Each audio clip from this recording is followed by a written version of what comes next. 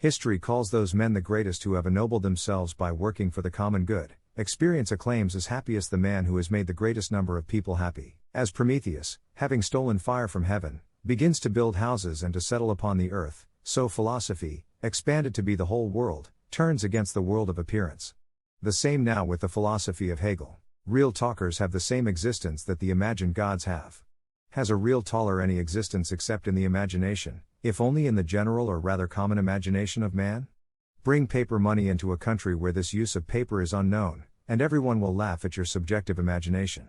Greek philosophy seems to have met with something with which a good tragedy is not supposed to meet, namely, a dull ending. The representation of private interests abolishes all natural and spiritual distinctions by enthroning in their stead the immoral, irrational and soulless abstraction of a particular material object and a particular consciousness which is slavishly subordinated to this object. Political economy came into being as a natural result of the expansion of trade, and with its appearance elementary, unscientific huckstering was replaced by a developed system of licensed fraud, an entire science of enrichment. This is a kind of mutual reconciliation society.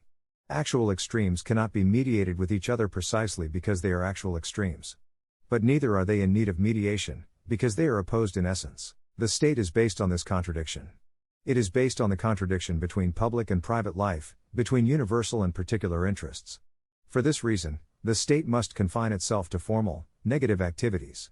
Communism now no longer meant the concoction, by means of the imagination, of an ideal society as perfect as possible, but insight into the nature, the conditions and the consequent general aims of the struggle waged by the proletariat. Every individual capital forms, however, but an individualized fraction, a fraction endowed with individual life, as it were, of the aggregate social capital, just as every individual capitalist is but an individual element of the capitalist class.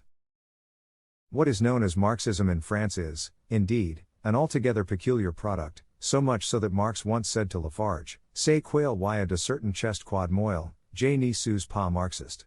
If anything is certain, it is that I myself am not a Marxist. Not only can we manage very well without the interference of the capitalist class in the great industries of the country, but that their interference is becoming more and more a nuisance.